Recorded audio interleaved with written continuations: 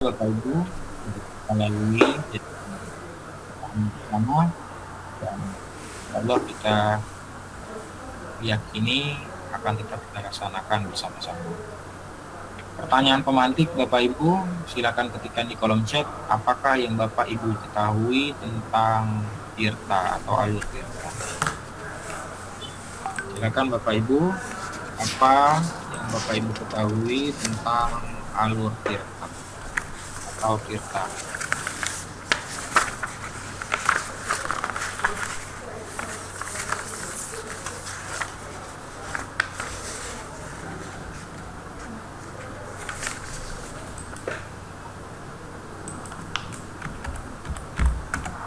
Oke, baik. Tirta ya Bapak Ibu ya. Ingat, kalau tirta itu apa? Air Bapak Ibu ya. Iya. Tirta air, jadi percakapan yang mengalir seperti air. Kalau apa ya?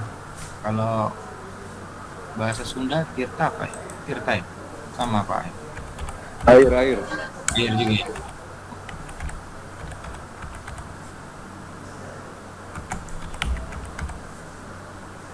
Pak Irsa kelihatannya sedang menjalankan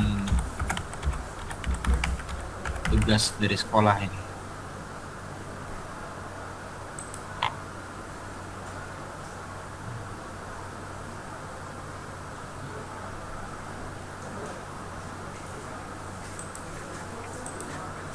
Tirta itu alur dalam coaching Bapak Ibu, akronim.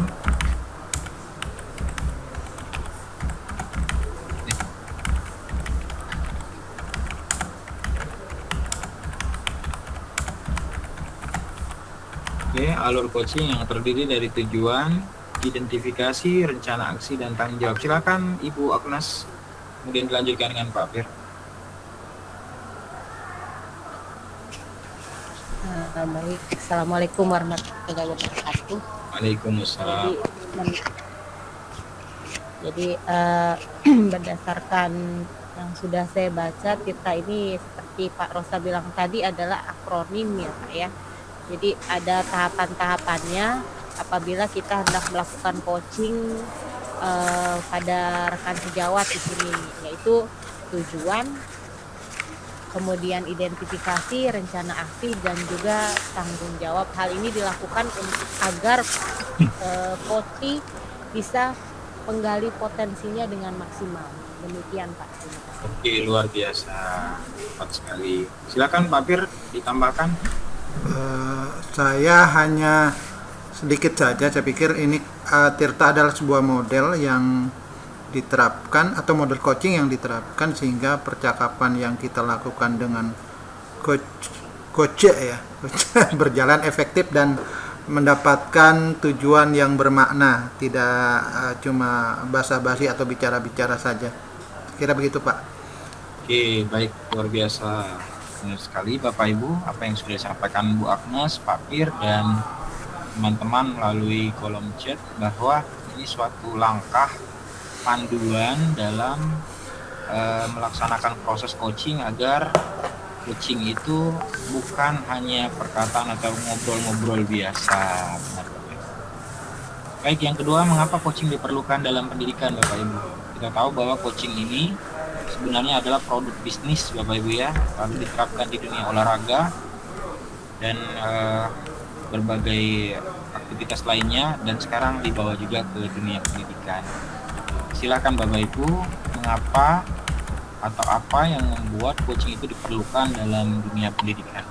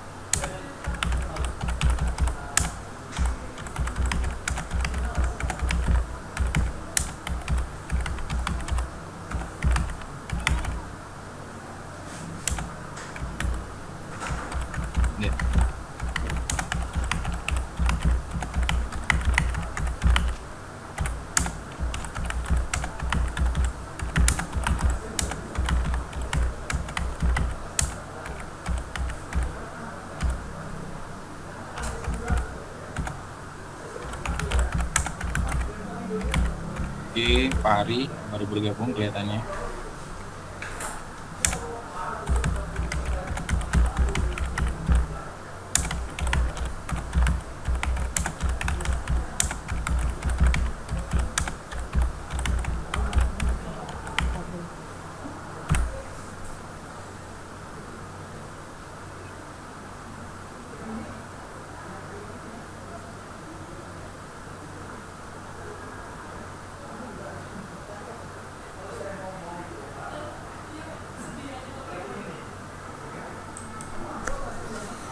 Oke, Pak Firdaus, sama dengan bisnis, pendidikan juga memiliki tujuan yang harus dicapai dan meningkatkan kualitas capaiannya.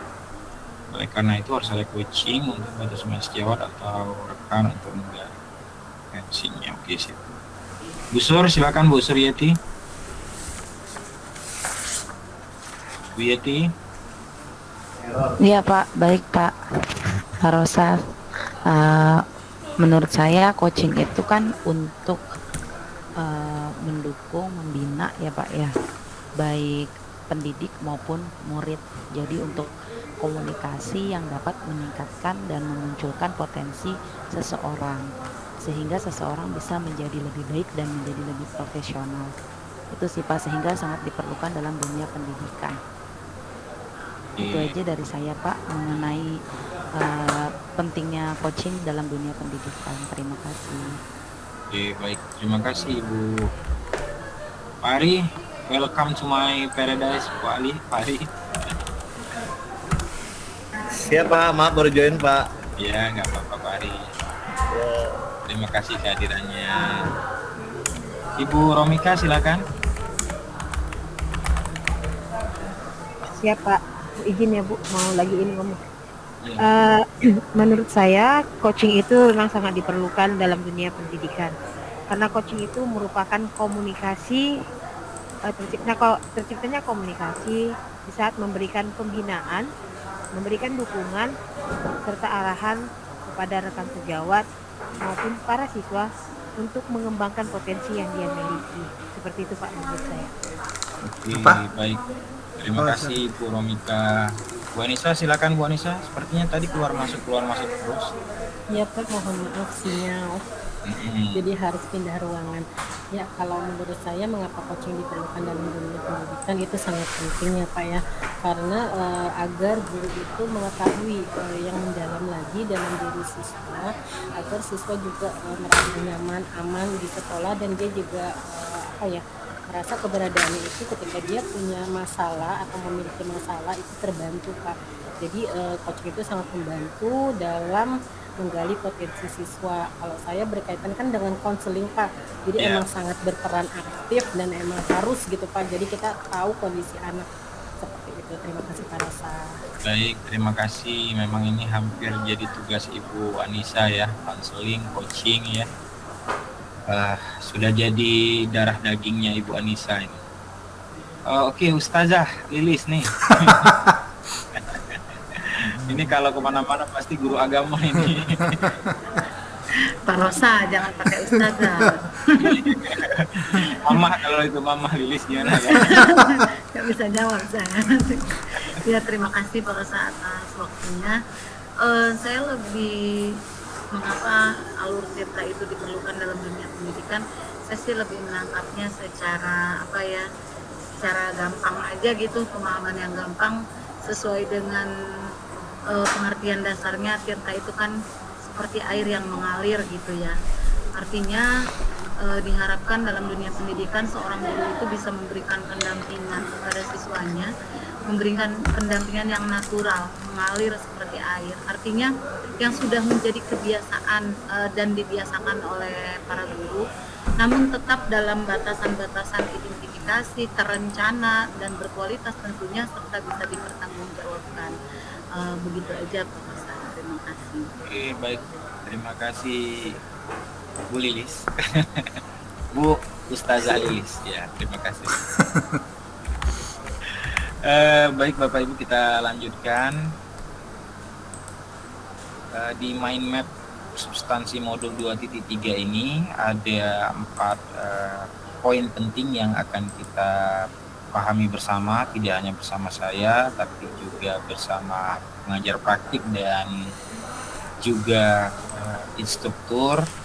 Terlebih lagi untuk diri Bapak Ibu sendiri, yang pertama itu bagaimana konsep coaching itu tuh ada dua, yaitu konsep coaching secara umum yang memang benar-benar pure coaching Bapak Ibu. Kemudian yang kedua, coaching dalam konteks pendidikan, bagaimana konsep coaching yang umum itu dibawa, menyesuaikan dan dimanfaatkan dalam dunia pendidikan. Kemudian yang kedua, paradigma berpikir dan prinsip coaching. Kemudian ada prinsip dan paradigma berpikir coaching dalam supervisi akademik.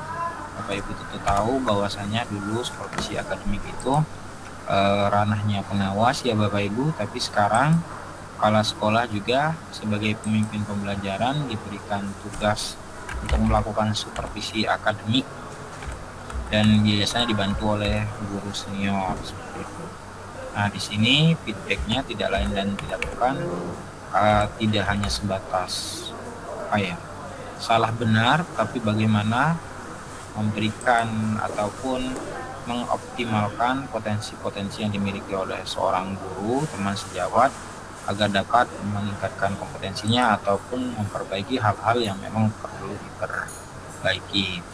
Yang berikutnya adalah 2.3 kompetensi inti coaching.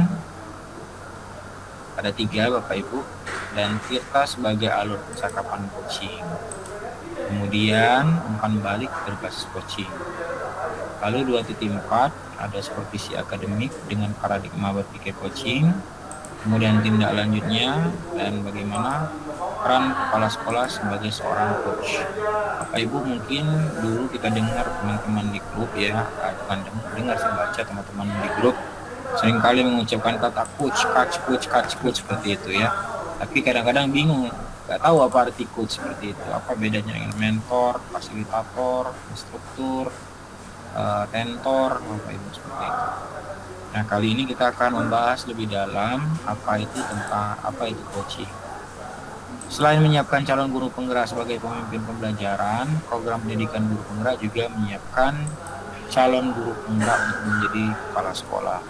Ada juga yang sebenarnya calon guru penggerak itu yang memang dari kepala sekolah, Bapak Ibu. Biasanya di sekolah-sekolah swasta seperti itu. Dan sekarang sudah dipatrikan bahwa salah satu golden ticketnya untuk menjadi seorang kepala sekolah, kemudian ikut UPOM, perpindahan jabatan, itu salah satunya adalah dengan memiliki sertifikat guru penggerak. Nah, pelaksanaan pembelajaran sebagaimana dimaksud dalam pasal 10 ayat 2 huruf I diselenggarakan dalam suasana belajar yang interaktif, inspiratif, menyenangkan, menantang, kemudian memotivasi peserta didik untuk aktif dan memberikan ruang yang cukup bagi prakarsa, kemudian kreativitas, kemandirian sesuai dengan bakat, minat, dan perkembangan fisik serta psikologis peserta didik. Oleh karena itu, coaching itu adalah salah satu pendekatan yang positif, Bapak Ibu, sehingga lahir dan tumbuhlah kemandirian di dalam peserta didik, karena dia mampu mengenali masalahnya sendiri, kemudian mampu untuk mencari solusi untuk masalahnya sendiri, dan kemudian mampu untuk berkomitmen menyelesaikan masalahnya sendiri dengan waktu yang terukur, Bapak Ibu. Karena itu penting sekali coaching itu bagi dunia pendidikan.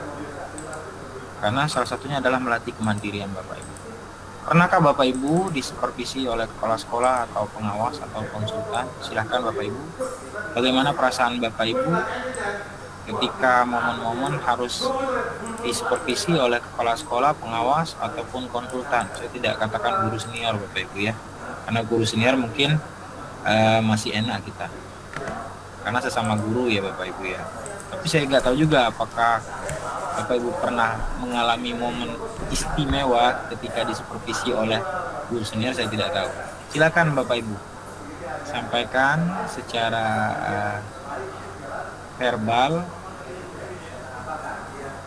bagaimana perasaan Bapak Ibu ketika disupervisi oleh kepala sekolah atau pengawas ataupun dari pihak luar Bapak Ibu seperti itu? Silakan. Gimana Bu Suryati? Pernahnya gimana Bu Suryati? Siap Pak Rosa, baik. Tentu pernah ya Pak ya, supervisi itu kan harus dilakukan dalam setiap satu semester oleh kepala sekolah. Nah, nanti kita kan dapat jadwal.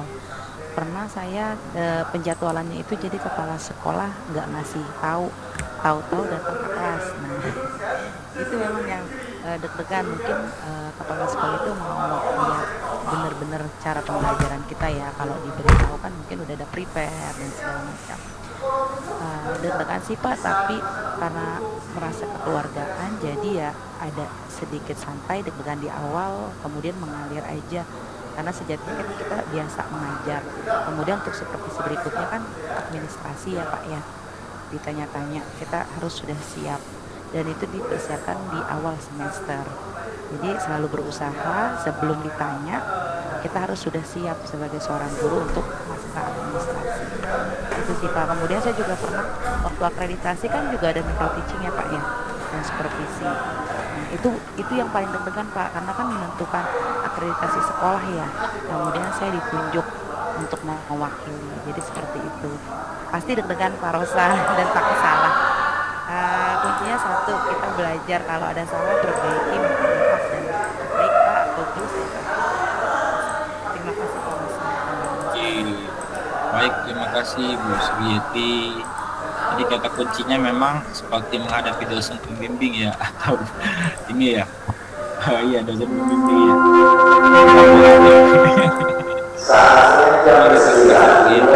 Anissa, gimana? Kenapa jatuh cinta Bu Anissa? Deg-degan Bapak.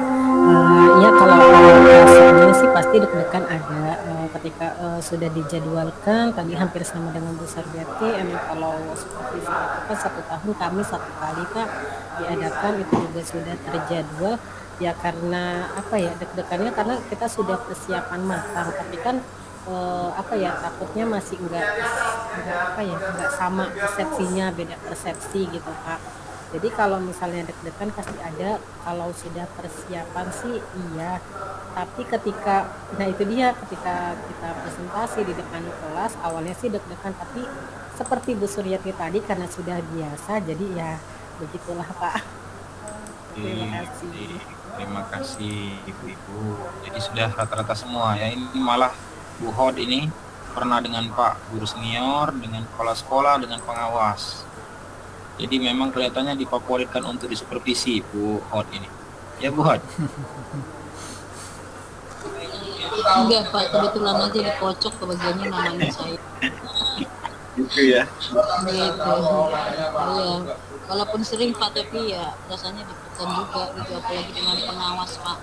Dari awal sampai akhir gitu di supervisi atau di kelas terus gitu. Kasih masukan segala macam ya, kita terima segala kekurangan. Oke, luar biasa Bu ya. Tapi punya manfaat ya Bapak Ibu ya ketika di supervisi, atau tidak ada manfaat? Cuman untuk ini aja, formalitas. Mana Bapak Ibu? Bermanfaat Pak. Bermanfaat Pak, jadi tahu kesalahannya sebenarnya. Oke, dari angka 1 sampai 10 Bapak Ibu. Dari angka 1 sampai 10. Seberapa manfaat dari angka 1 sampai 10 Bapak Ibu? Supervisi itu. Kalau sih kalau profesionalisme. Angka berapa Bapak Ibu? 8. 8 ya Bapak Ibu ya? Ya, setuju Pak. Dengan Pak Firdaus 8. 8 ya. Oke, alhamdulillah. Karena kalau tidak ada lagi yang mau disupervisi, pengawas pun bisa dihapuskan Pak Fir. Oke, terima kasih Bapak Ibu. Jadi memang supervisi itu penting Bapak Ibu ya. Apalagi supervisi dari pihak luar Bapak Ibu. Seperti yang dilakukan oleh pengawas itu penting. Memang ada kepala sekolah yang memang salah satu tugas tambahnya adalah sebagai supervisor ya Bapak Ibu ya. Tapi untuk kepentingan konten akan lebih dalam lagi ketika supervisi itu dilakukan oleh pengawas yang memang membidangi mapelnya, Bapak Ibu. Maka akan lebih terasa. Jadi saya agak ini juga Bapak Ibu. Saya nggak tahu dengan Bapak Ibu ya. Ketika saya masih jadi guru ya Bapak Ibu ya, sama seperti Bapak Ibu. Jadi kalau untuk ngomong dengan pengawas, misalkan ada materi yang kurang jelas atau minta contoh, itu masih ragu-ragu Bapak Ibu. Masih ragu-ragu. Masih deg-degan juga. Tapi nggak tahu ketika saya ketemu dengan guru-guru kekinian ya, guru-guru masa kini Bapak Ibu ya, di tempat yang saya bina atau saya dampingi, itu malah mereka itu kalau ketemu, Pak, lama banget datang ke sekolah kami Pak. Terus kalau datang seperti itu. Terus kalau di WA langsung japri, kadang-kadang japri. Pak Rosa, minta tolong Pak, ada modul ajar nggak Pak? Ada RTP nggak Pak? Jadi terbalik, dulu saya nggak pernah ngomong seperti itu dengan pengawas Bapak Ibu. Kalau sekarang, Pak Rosa tolong kirim modul ajar, Pak Rosa tolong kirim pemetaan. Waduh, saya pikir apa zaman ini sudah mulai berubah ya? Kalau saya yang terlalu kurang kelihatan bos atau gimana? Jadi yang muncul dalam pikiran saya itu, ini kok gitu ya dengan pengawas. Tapi saya enjoy Bapak Ibu, saya enjoy ketika mereka minta misalkan misalkan modul ajar RTP Bapak Ibu ya, saya kirim. Tapi saya ngomong, Bapak Ibu ini jadikan referensi, tidak untuk dijadikan sebuah acuan penuh Bapak Ibu. Jadi jadikan referensi, nanti tinggal saja. Nanti ketika saya datang, silakan yang sama seperti ini, tentukan adakan penambahan atau modifikasi katakanlah seperti itu. Jadi berubah pandangan saya dengan pengalaman saya di masa lalu. Mudah-mudahan bukan karena saya dianggap kurang tegas ya Bapak Ibu, tapi dianggap dekat dengan mereka, itu saja Bapak Ibu. Coaching adalah kunci untuk membuka potensi, unlock the potential seseorang untuk memaksimalkan kinerjanya. Jadi kita mengunlock Bapak Ibu, membuka. Kadang seperti pemain bola ya Pak Firdaus ya, Pak Irsah ya, Pak Irsah masih di jalan. Kita lihat bagaimana antara komentator dengan playernya itu ributan sang komentator. Itu kan. Sang komentator itu ributnya Pak Ari itu luar biasa. Oper ke sana, oper ke sini, gundul, tendang. Oh, lambat seperti itu, ribut Bapak Ibu ya. Tapi berbeda dengan player. Kenapa itu terjadi? Bapak, Ibu, coba yang singkat saja Pak Pir. Kenapa itu terjadi Pak Pir? Dari sudut pandang mana Pak Pir? Ini sudut pandang bola atau sudut pandang pendidikan Pak? Sudut pandang pendidikan. Kadang apa ya, kalau sudut pandang bola, orang yang ada di luar lapangan seakan-akan tahu semua bagian ya, karena pandangan lebih luas dibandingkan dengan pemain bola itu sendiri. Jadi seakan-akan dia bisa melihat semuanya dan bisa menguasai semuanya. Padahal ketika di dalam juga belum tentu, karena pandangan menjadi lebih menyempit. Iya benar. Iya benar Pak Pir ya. Jadi memang sudut pandangnya itu sangat berpengaruh ketika kita tidak menghadapi masalah secara langsung. Maka kita melihatnya itu dengan lebih jelas. Iya. Lebih jelas. Kita dapat melihat posisi mana yang kosong, posisi mana yang tidak memungkinkan untuk dioper bolanya, Bapak Ibu ya, seperti itu. Karena kita tidak berhadapan langsung dengan masalah, sehingga kita dapat mampu melihat lebih jelas Bapak Ibu, secara holistik, secara penuh. Iya. Nah inilah sebenarnya yang sama dari sudut pandang coaching Bapak Ibu ya. Ketika seseorang itu memiliki masalah, kadang-kadang dia itu saking banyak pikirannya, dia tidak tahu masalah intinya itu apa Bapak Ibu. Padahal masalah intinya itu masalahnya cuma satu, al-fulus, duit Bapak Ibu. Mungkin ya, masalahnya itu satu cuma Bapak Ibu. Sampai di rumah kenapa ya cuma sampai di rumah kenapa masakan istri nggak enak, sampai ke rumah kenapa istri kurang melayani, cuma satu banyak problemnya. Bisa dia Bapak Ibu. Tapi pikirannya pasti istri saya ini tidak dididik dengan benar, tidak hormat dengan suami, tidak belajar tentang agama. Bukannya cuma satu masalahnya itu. Jadi saya kadang-kadang ketawa juga lihat pola-pola apa ya di Instagram dan TikTok itu bagaimana soal proses pelayanan suami dan istri ya Bapak Ibu.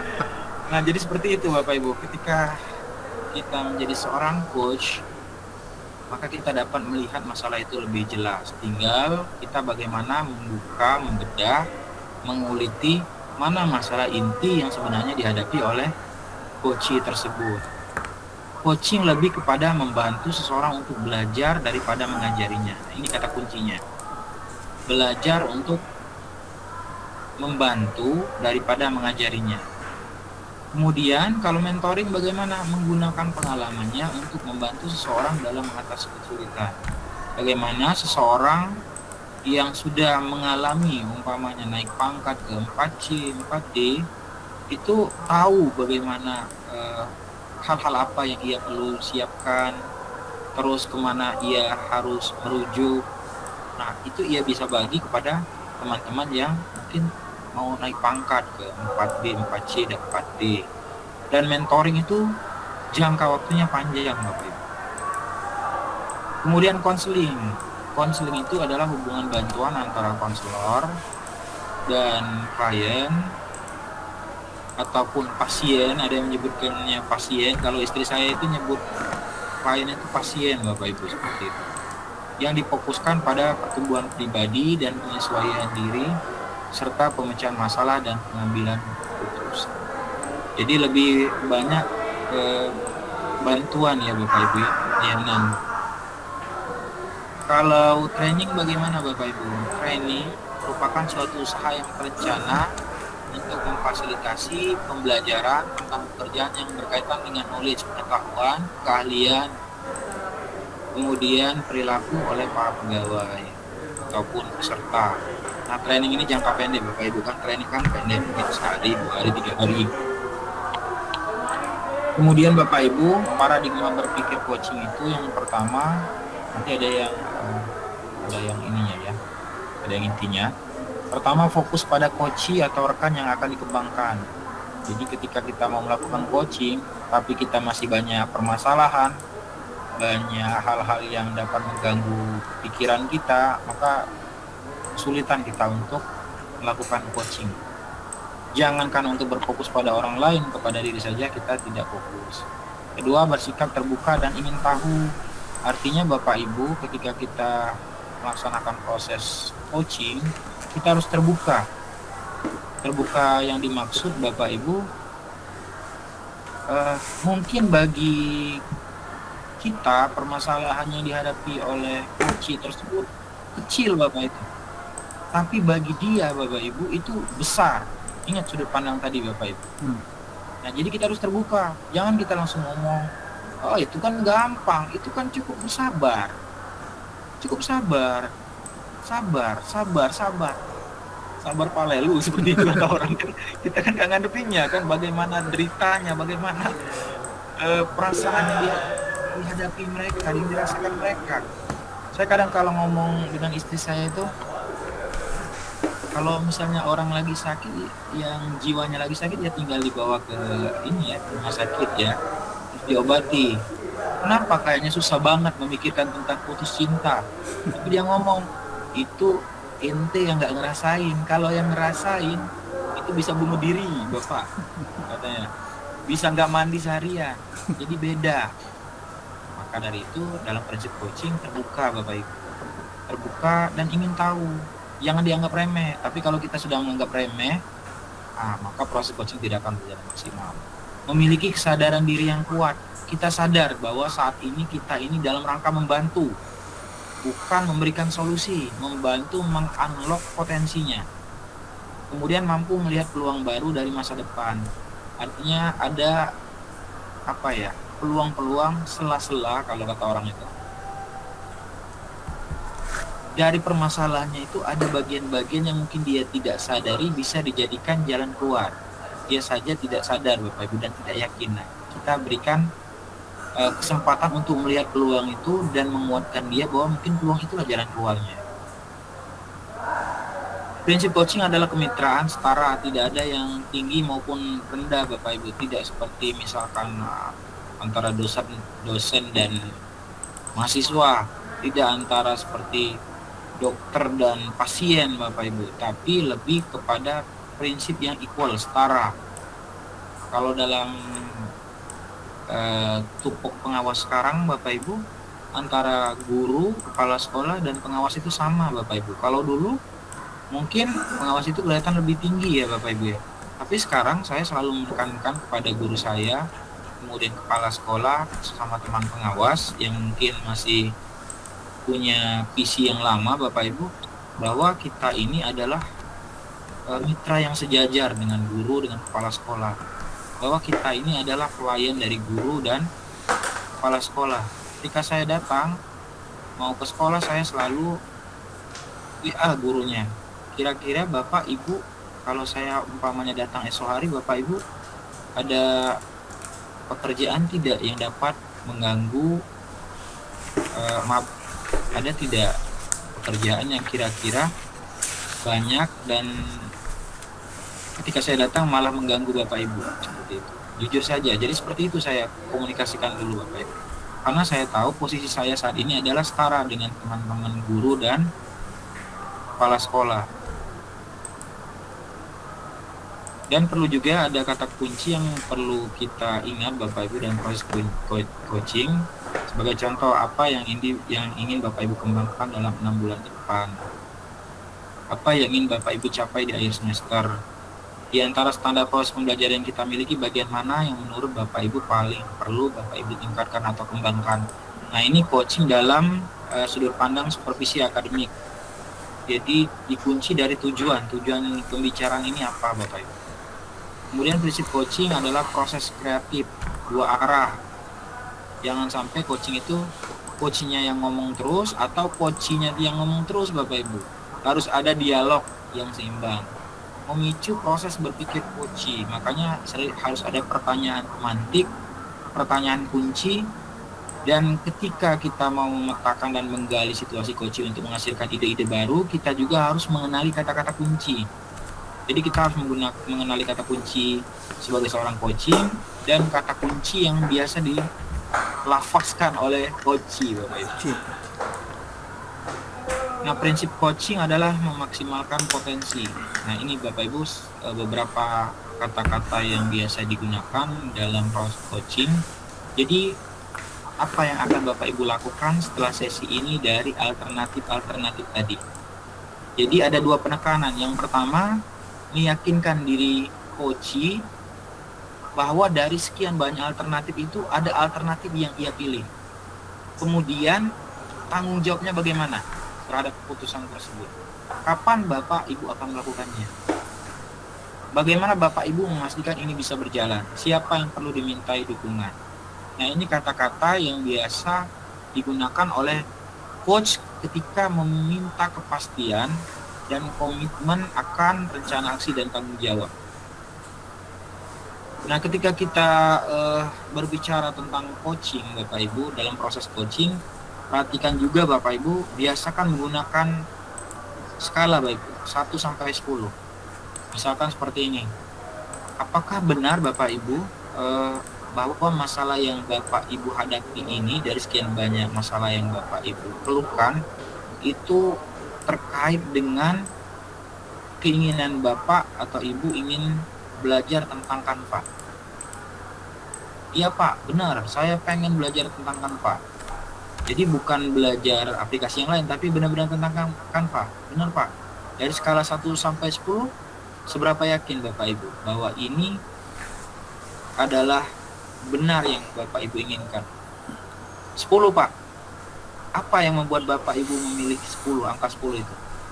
Nah, kita harus tahu Ya karena saya pengen ngajar yang lebih inovatif, atraktif, dan membuat siswa lebih jelas, Pak. Oke, baik. 10 ya, 10. Sekarang kalau komitmennya 10, sekarang dengan siapa Bapak ataupun bagaimana caranya Bapak untuk meningkatkan kemampuan mempelajari Canva tersebut? Mulai dia berpikir, apa kira-kira Bapak? Itu yang pertama YouTube. Yang kedua belajar dengan Pak Ari. Yang ketiga umpamanya praktek sendiri. Nah, beri pertanyaan lagi. YouTube, belajar dengan Pak Ari, kemudian praktek sendiri. Kira-kira yakin tidak Bapak atau Ibu bahwa hal ini akan benar-benar meningkatkan kompetensi Bapak dalam mempelajari Canva? Benar Pak. Berapa skalanya? Kira-kira 8. Apa yang membuatnya 8 Pak? Sebutkan. Ceritakan Pak. Oh ini. Bisa tidak ditingkatkan dari angka 8 menjadi angka 10? Bisa sih Pak. Caranya gimana? Ya misalkan saya belajar tidak hanya dengan Pak Ari Pak. Ada lagi teman saya juga Pak Firdaus. Dia juga mau ngajarin. Jadi misalkan Pak Ari ada, saya dengan Pak Ari. Kalau tidak ada Pak Ari, saya belajar dengan Pak Firdaus saat istirahat. Oh seperti itu Pak ya? Iya. Oke baik. Kira-kira berapa lama Bapak atau Ibu untuk menyelesaikan ataupun mencapai kompetensi Bapak atau Ibu untuk benar-benar bisa membuat media dengan Canva ini? Mungkin kalau dia jawab mungkin Bapak, berarti masih ada keraguan ya Pak ya. Sebulan Pak. Nah mulai tanya lagi, kira-kira seberapa yakin kalau dibuat dari angka 1 sampai 10 itu sebulan itu Bapak selesai? Mungkin angka 7 Pak. Nah tambahkan lagi, ingin ditingkatkan lagi. Seperti itu Pak proses dari coaching. Nah kompetensi inti coaching, kehadiran penuh atau presence, kemudian mendengarkan aktif, mengajukan pertanyaan berbobot, mendengarkan dengan rasa. Bapak Ibu, ketika kita ingin melaksanakan proses coaching, penting sekali untuk hadir secara penuh atau mindfulness atau presence Bapak Ibu. Kenapa? Karena kalau kita masih sibuk dengan HP, sibuk dengan ada yang mau datang, sibuk dengan pikiran kita sendiri, maka kita tidak akan bisa mengakses penuh hal-hal apa saja yang ingin kita gali dari coaching. Mendengarkan aktif Bapak Ibu. Yang dimaksud dengan mendengarkan aktif ini Bapak Ibu, ada yang mendengarkan pasif. Mendengarkan pasif itu ya cukup mendengarkan. Kita masih mengerjakan pekerjaan lain Bapak Ibu. Seperti itu. Kita masih catat, kita masih buka buku, kita masih nonton TV, kita masih buka HP. Tapi yang dinamakan dengan mendengarkan aktif, kita hanya fokus kepada coaching, satu orang saja Bapak Ibu. Coachingnya. Kemudian kita menunjukkan semacam gestur yang membuat dia itu merasa diperhatikan, seperti tatapan mata kita memperhatikan Bapak Ibu. Kemudian ketika dia berbicara kita mengangguk, iya, oke, oh benar seperti itu ya Pak, yakin Bapak, seperti itu. Kemudian posisi badan kita agak lebih maju sehingga memperlihatkan bahwa kita itu tertarik kepada dirinya. Tapi ketika kita melakukan proses coaching tapi kita santai Bapak Ibu, iya gimana Pak? Oh seperti itu ya Pak. Oh iya oh sambil buka HP, berarti Bapak Ibu dia tidak akan merasa dihargai dan kita tidak dapat kata kunci dari coaching tersebut. Mengajukan pertanyaan yang berbobot Bapak Ibu. Mengajukan pertanyaan yang berbobot artinya setiap pertanyaan yang kita siapkan dan kita lontarkan itu sebenarnya berakar dari apa yang disampaikan oleh coaching. Kemudian kita tindak lanjuti untuk membedah, kemudian mengulas kembali, menguliti kembali inti-inti dari pertanyaannya. Makanya itu kita harus tahu nanti kata-kata kunci yang harus kita ungkapkan, dan kemudian kata-kata kunci yang disampaikan oleh coachingnya. Masalahku ini Pak, masalah saya ini Pak, diulangi lagi, sebenarnya inilah Pak. Nah berarti ada penekanan. Lalu mendengarkan dengan rasa. Bapak Ibu, Apa yang dimaksud dengan rasa? Ada yang tahu? Rasa Saya memperhatikan pembicara, ya, terus appreciate, memberi senyum, ya, benar. terus summarize, merangkum, Berarti yang terakhir merangkum. adalah mengajukan pertanyaan, Pak. Oke, luar biasa Bu Anissa. Memang bidang Bu Anissa ini. Jadi ada rasa. Di rasa itu penting Bapak Ibu, karena kalau tanpa rasa tak bermakna Bapak Ibu. Makan saja kalau misalnya tak punya rasanya Bapak Ibu, tak nikmat Bapak Ibu. Jadi yang pertama itu receive, perhatikan pembicara, dan dengarkan kata kunci. Perhatikan, jangan kita pura-pura nggak tahu. Kemudian appreciate, oke ya, ngangguk, kontak mata Bapak Ibu. Jangan sampai ketika dia ngomong kita sibuk dengan HP kita. Ajukan pertanyaan untuk yang terdalam. Kemudian summarize, rangkum yang ada tangkap, gunakan kata kunci. Jadi seperti itu. Itu salah satu kata kunci Bapak.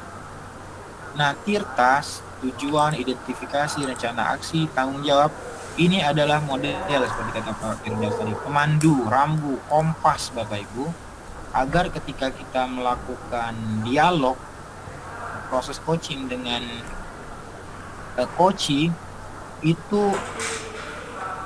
terarah, punya hasil akhir yang jelas. Karena coaching ini bukan ngobrol biasa, bukan cicet biasa, bukan kepo-kepo Bapak Ibu. Kalau kepo-kepo cuma ingin tahu, cuma pengen didengarkan, itu bukan kelas coaching Bapak Ibu. Ada 3 tahapan supervisi klinis Bapak Ibu, praobservasi, observasi, dan pasca observasi.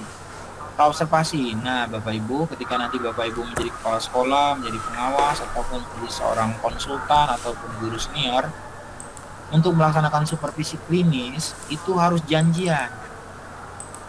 Nggak bisa langsung datang ke kelas, melihat, mengajar, duduk di belakang Bapak Ibu, seperti itu, atau duduk di meja Bapak Ibu. Tidak boleh Bapak Ibu sekarang.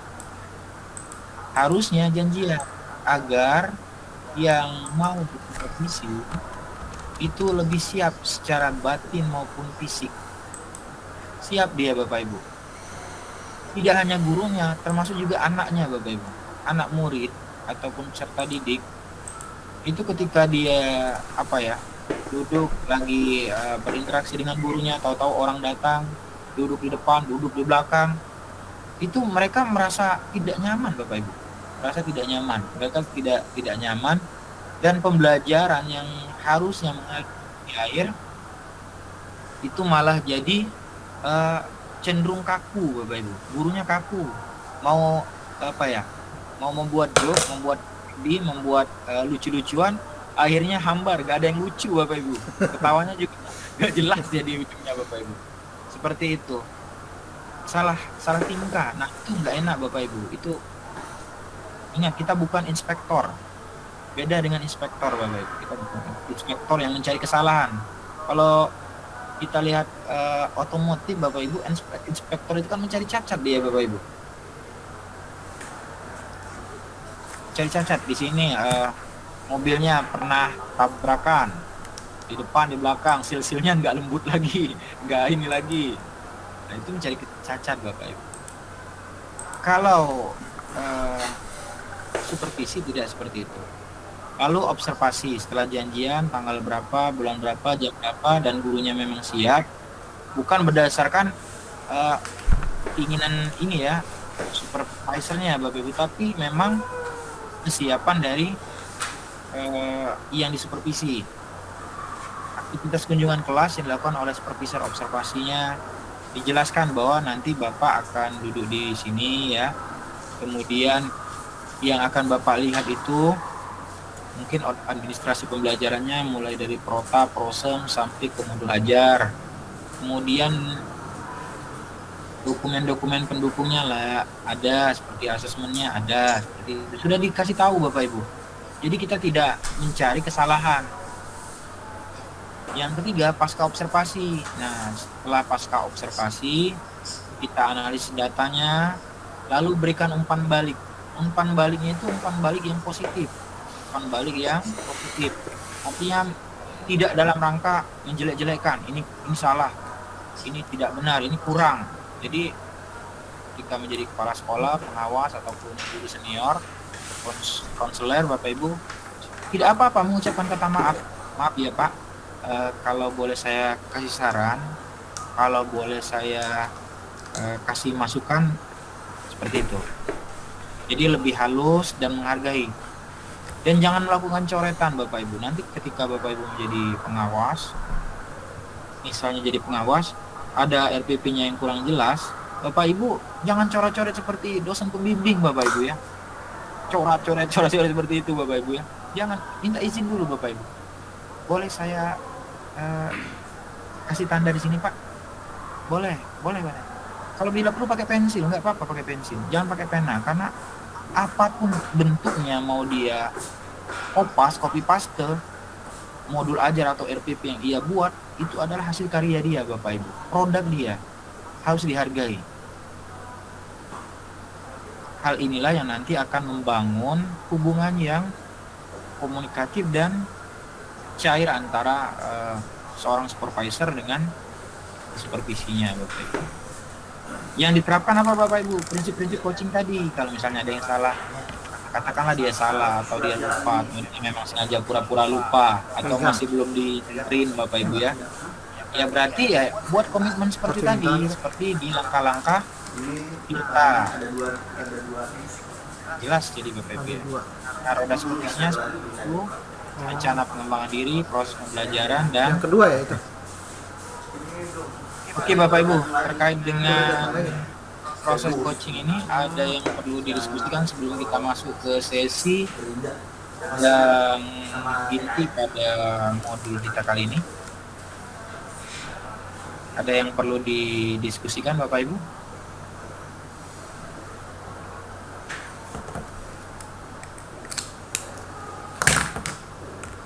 Terkait dengan tugas-tugas.